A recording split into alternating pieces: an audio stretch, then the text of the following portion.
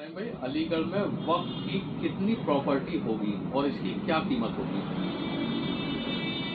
अलीगढ़ में वक्फ की प्रॉपर्टी लगभग 50,000 बीघा से भी ज़्यादा है और इस वक्फ प्रॉपर्टी की कीमत लगभग अरबों रुपए से भी ज़्यादा। लेकिन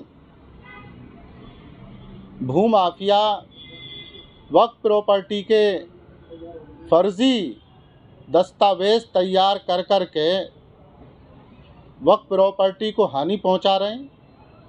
वक्फ बोर्ड की बिना परमिशन से, बिना एनओसी लिए हुए निर्माण कार्य कर रहे हैं और न किराया दे रहे हैं, जिससे सरकार का अरबों रुपए का नुकसान हो रहा है। रिकॉर्ड में हेरा फेरी भी कर ली गई। दोदपुर माफी जो तहसील कोल अलीगढ़ में है, यहाँ पर भी करोड़ों रुपए की प्रॉपर्टी वक्फ की, जिसमें बिना वक्फ बोर्ड की परमिशन के और रिकॉर्ड में हेरा फेरी करके डॉक्यूमेंट तैयार करके फर्जी और निर्माण कार्य चल रहे हैं। इसकी शिकायतें भी की गई हैं, लेकिन सब ठंडे बस्ते में पड़ा हुआ है। जैसे सरकार अभी वक्फ बोर्ड की संपत्तियों को लगातार चिन्हित करने की कोशिश कर रही है, क्या मानते हैं किस तरह की कार्रवाई होनी चाहिए और किस किस एरिया में प्रॉपर्टियां हैं वक्फ बोर्ड की? सरकार के बहुत शुक्रगुजार हैं। सरकार ने पहले भी शासनादेश जारी करके ज़िला प्रशासन को आदेश भेजे,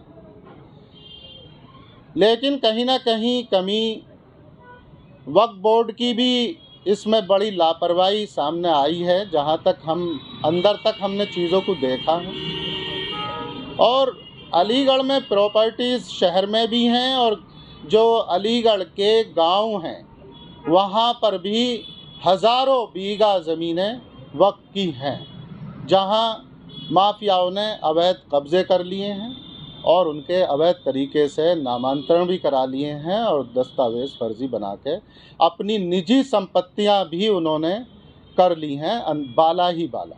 अलीगढ़ में ऐसी कौन सी बेशकीमती प्रॉपर्टी होंगी वक्फ बोर्ड की जिनकी शिकायत वक्फ बोर्ड में पहुंची होगी? देखिए, दोदपुर माफी में सर सैयद नगर में एक प्रॉपर्टी है, उसके फर्जी बैनामे कर लिए। सुरूर अपार्टमेंट के बराबर में एक प्रॉपर्टी है। बीबी बिल्डिंग है, यहाँ दोदपुर के चौराहे पे है। अमीर निशा कोठी है, हसन मंजिल है,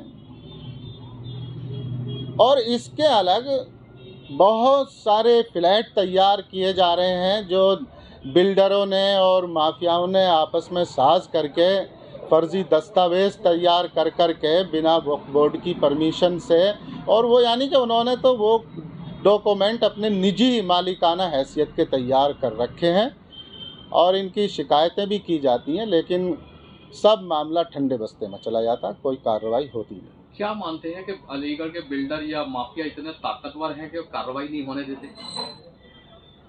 अभी तक तो ये ऐसा ही दिख रहा है कि जिस तरह से लगातार वक्फ बोर्ड को भी संज्ञान में लाया गया है और ज़िला प्रशासन के स्तर पे भी संज्ञान में लाया गया है, लेकिन हम पूरी गलती ज़िला प्रशासन की इसलिए नहीं मान रहे कि इसमें अहम रोल वक्फ बोर्ड का है। वो अपनी तरफ से अप्रूवल देते हैं ज़िला प्रशासन के लिए, तब उस पर प्रशासन आगे बढ़ता है, क्योंकि वक्फ अधिनियम 1995 और वक्फ डीड में ये इस तरह के प्रावधान होते हैं कि उसमें मेन पावर वक्फ बोर्ड की होती है। वो अपनी प्रॉपर्टी को सुरक्षित करने के लिए अपने तरीके से अप्रूवल देगा, फिर प्रशासन उस पर कार्रवाई करता है।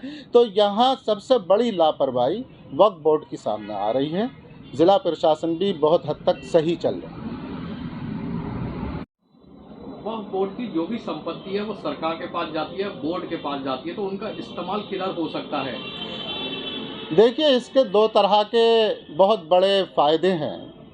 एक तो वक्फ डीड के हिसाब से जो चैरिटी के पर्पज़ से इसे डोनेट किया हुआ होता है, उसमें तमाम शराइतें लिखी हुई होती हैं कि वक्फ प्रॉपर्टी की जो यूज़ होगा वो जो गरीब होंगे, मुस्तहिक होंगे, कमज़ोर होंगे, यतीम होंगे, तो उनके प्रमोट करने के लिए इस प्रॉपर्टी का इस्तेमाल किया जाता है। दूसरी तरफ उस जो अलग ऑडिट होता है किराएदारी का, उससे सरकार की भी लाखों करोड़ों अरबों रुपए की आमदनी हो सकती है। और जो कमज़ोर समाज है, जिसके उद्देश्य के लिए ही वक्फुल्लाह के नाम से ये प्रॉपर्टी रजिस्टर होती हैं, ऐसे समाज को, कमज़ोर वर्ग को एक अमीर लोगों के बराबर में समानता के साथ में आकर जीने का अवसर मिल सकता है, अगर वाकई में इन प्रॉपर्टियों का सही इस्तेमाल हो जाए।